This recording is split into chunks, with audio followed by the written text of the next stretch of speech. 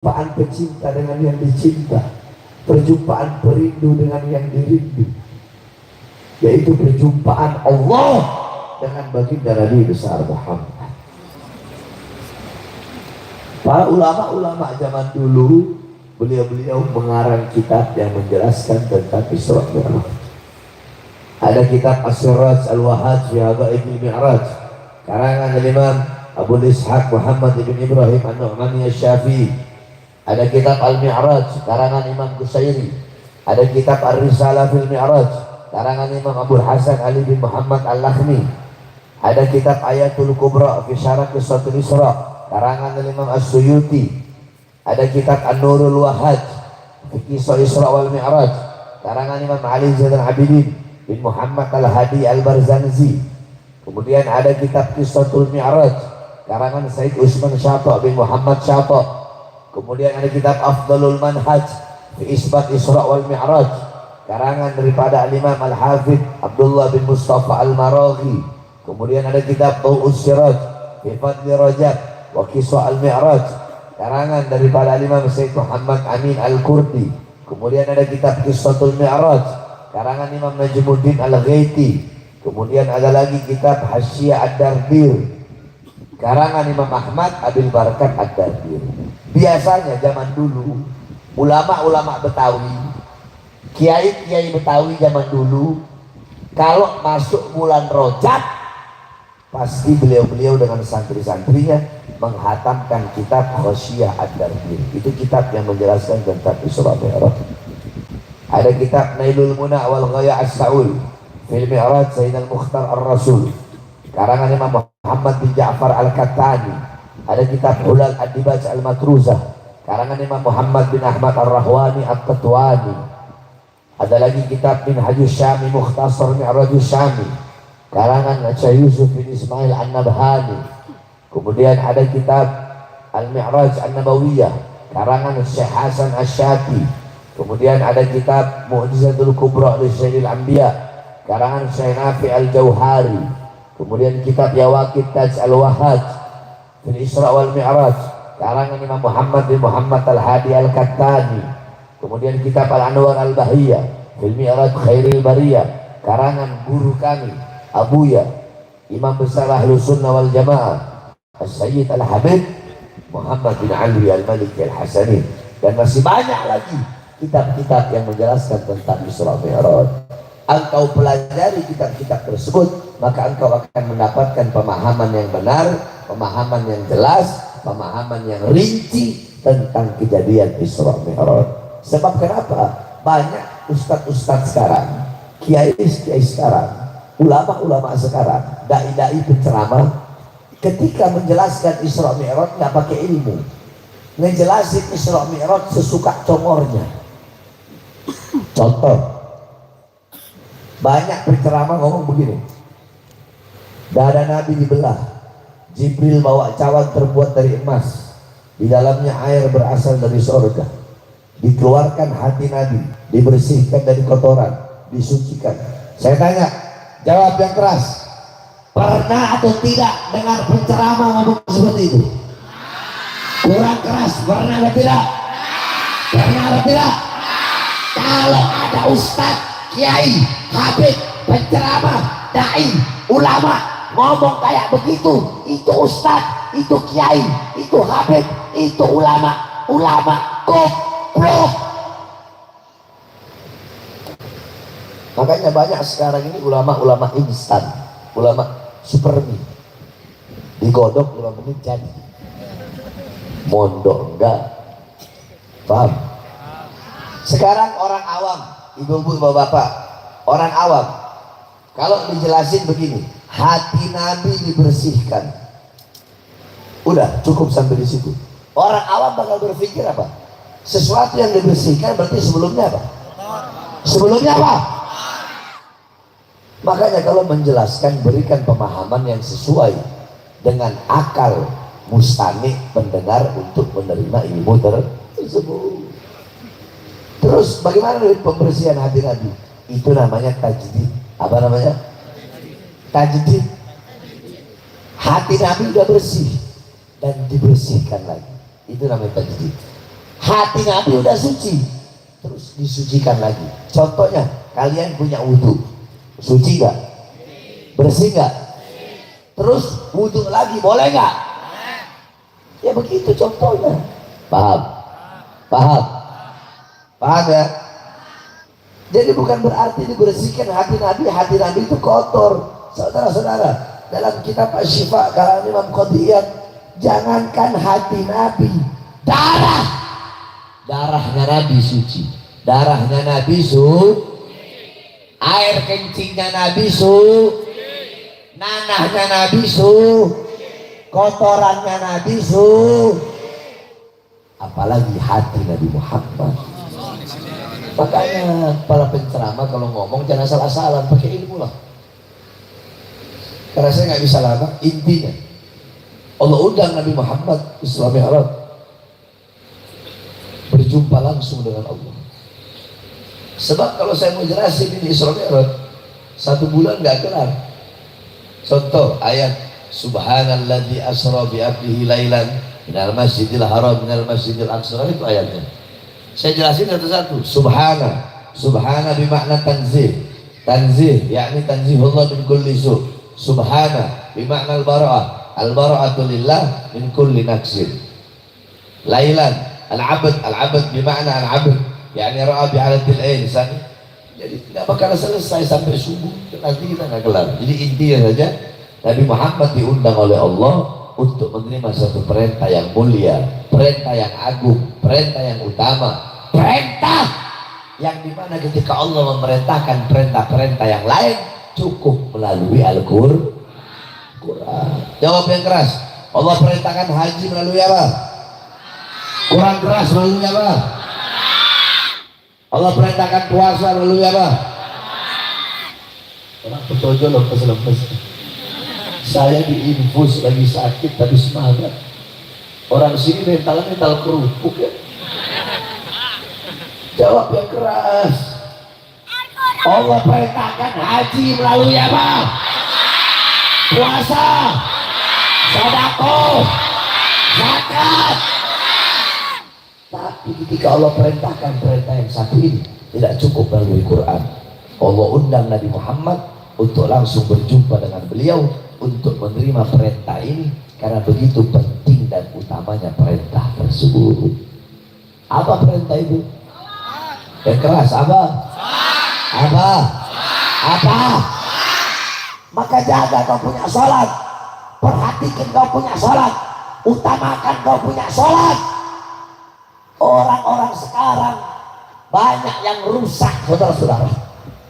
Di mana rusaknya? Di musola-musola, di masjid-masjid, di surau-surau terdengar panggilan Allah. Hayya 'alas shalah, hayya 'alas shalah. Allah panggil, ayo sholat, ayo kembali kepadaku. Kalian yang dagang, berhenti dulu dagangnya. Yang usaha, berhenti dulu usahanya. Yang punya toko, tutup dulu tokonya. Yang berada di atas pangkat dan jabatan, ku berdiri dari kursi pangkat jabatan kalian. Ayo kembali kepadaku. Akan tetapi panggilan Allah tersebar, terserukan, terdengarkan, tergaung di mana-mana. Yang berdagang tetap dengan dagangannya. Yang usaha tetap dengan usahanya. Yang di pasar tetap dengan di pasarnya. Yang nongkrong tetap dengan tongkrongannya. Kalian abaikan panggilan Allah dan kalian lebih memilih panggilan perut kalian. Orang-orang yang seperti ini, yang meninggalkan Allah karena perutnya, harga dirinya, nilainya sama dengan sesuatu yang keluar dari perutnya. Allah kalian tinggalkan gara-gara dunia. Pantes gak? Apa kita ini, saudara-saudara?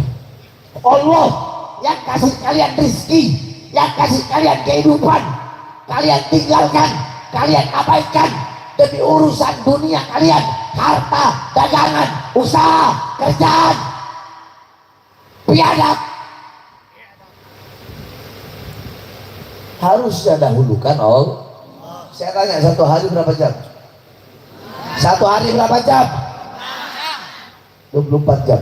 Ambillah 4 jam untuk sholat 5 waktu sekaligus baca wirid. Kecuali yang Wahabi ya, gak wiritan tuh. 4 jam sholat sekaligus baca wirid. Masih ada berapa jam? Masih ada 20 jam untuk urusan perut kamu, kerja kamu, tidurnya kamu, makannya kamu. Masih ada 20 jam. Masa kita nggak bisa ngambil waktu 4 jam untuk Allah? Keterlaluan. Saya tanya, keterlaluan nggak ini? Keterlaluan nggak? Terjadi nggak? Jawab yang keras, terjadi nggak? Makanya jaga kau punya sholat, perhatikan kau punya sholat, khususnya anak muda. As-sholatu imaduddin. Sholat itu tiangnya agama. Jangan kau robohkan kau punya tiang agama dengan meninggalkan sholat. Perkokoh tiang agamamu, perkuat tiang agamamu. Bagaimana caranya? Satu, ramaikan masjid-masjid. Yang pertama, cara mengokohkan tiang agama, cara memperkuat tiang agama dengan meramaikan masjid-masjid. Sholatnya dijaga. Yang kedua, sampaikan kebenaran, tegakkan keadilan. Jangan pernah takut kepada siapapun. Jangan pernah kalian tunduk kepada kezaliman, tunduk kepada kemungkaran. Saudara-saudara, saya tanya, apa yang telah kalian perjuangkan untuk Islam, untuk agama, untuk bangsa, untuk negara, untuk rakyat? Saya tanya, pernah tangan kalian di borgol? Dari borgol tangan nyambung borgol perut, dari borgol perut nyambung borgol kaki. Pernah kalian di penjara 9 kali? Pernah kalian di tol mobil kalian ditembaki pada upaya percobaan pembunuhan? Pernah kalian dalam penjara berkali-kali berusaha berupaya untuk diracun?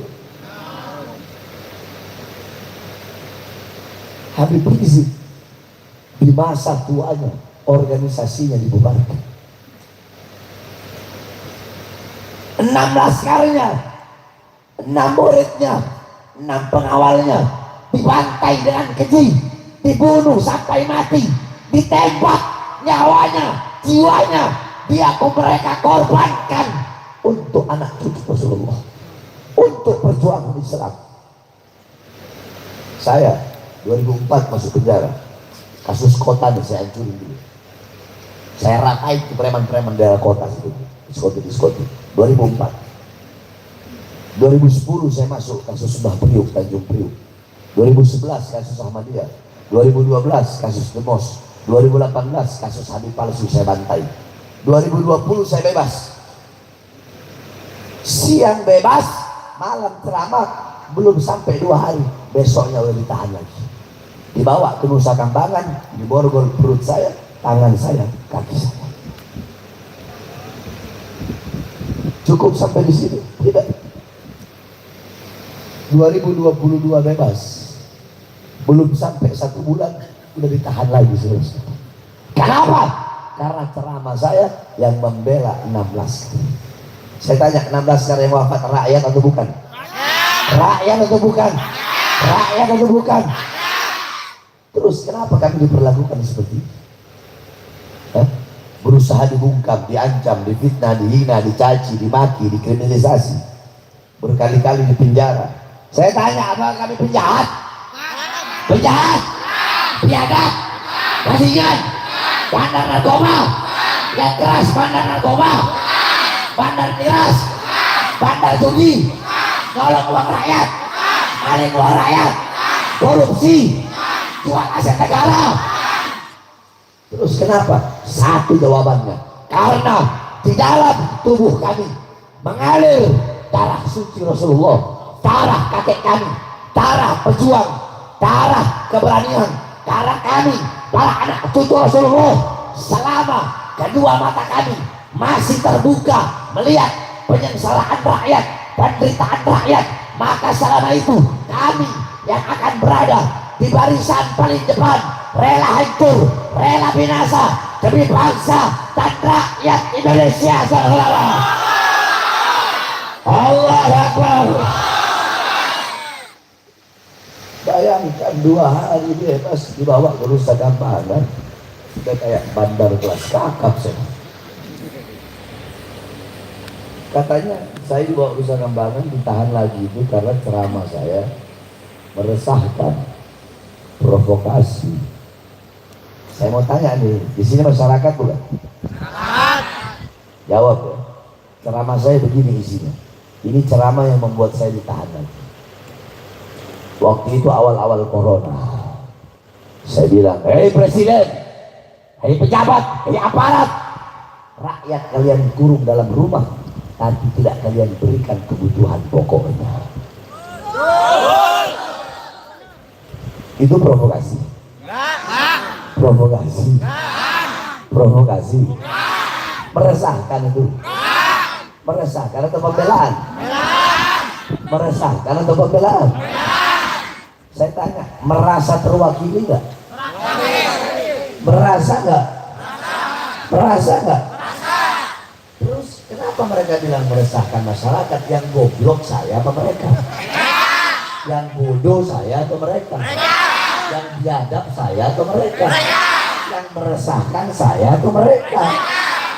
Itu yang pertama. Yang kedua saya bilang, hei pemerintah, mal-mal, perusahaan-perusahaan milik asing, kalian tetap buka di masa corona, tetapi warung-warung kecil milik pribumi Indonesia kalian paksa untuk tutup. Provokasi. Provokasi. Meresahkan. Yang goblok siapa dong? Yang bodoh siapa? Yang biadab siapa? Yang bajingan siapa? Terus saya bilang, hei pemerintah, hei pejabat, berapa banyak pengangguran yang tidak kerja di Indonesia? Anak-anak muda nggak punya kerjaan, tetapi tenaga kerja dari Cina terus kalian kirim ke daerah Morowali, Sulawesi. Provokasi. Provokasi. Meresahkan atau pembelaan? Atau pembelaan? Apakah saya bela diri saya? Bela anak saya? Istri saya? Keluarga saya? Murid saya? Kelompok saya? Siapa yang saya bela? Siapa yang saya bela? Siapa yang saya bela? Yang saya bela rakyat yang susah, rakyat yang kelaparan, rakyat yang kehausan, rakyat yang menderita, rakyat yang tidak disejahterakan, rakyat yang ditipu, rakyat yang dibohongi, rakyat yang dicurangi. Sehingga saya bersumpah demi Allah, untuk bangsa, untuk NKRI, untuk Pancasila, untuk rakyat Indonesia, jangankan hanya di penjara, nyawa Bahar bin Smith, jiwa Bahar bin Smith, darah Bahar bin Smith, murah harganya, tumpah untuk agama, bangsa, dan rakyat Indonesia. Allahu Akbar. Allahu Akbar. Ibu-ibu, ibu-ibu, pejabat sekarang butuh sama rakyat kalau ada maunya doang. Betul. Betul. Mau pemilu, mau pencalonan, saya berjanji mensejahterakan rakyat. Saya berjanji memakmurkan rakyat. Tetapi setelah jadi, yang makmur bukan rakyat, yang sejahtera bukan rakyat, yang makmur partainya, yang sejahtera politiknya, perutnya, keluarganya, kita rakyat Indonesia menjadi budak di negara kita sendiri. Hei, hei. Nah itulah yang selama ini kita perjuangkan. Saya tanya, sembako mahal nggak? BBM naik nggak?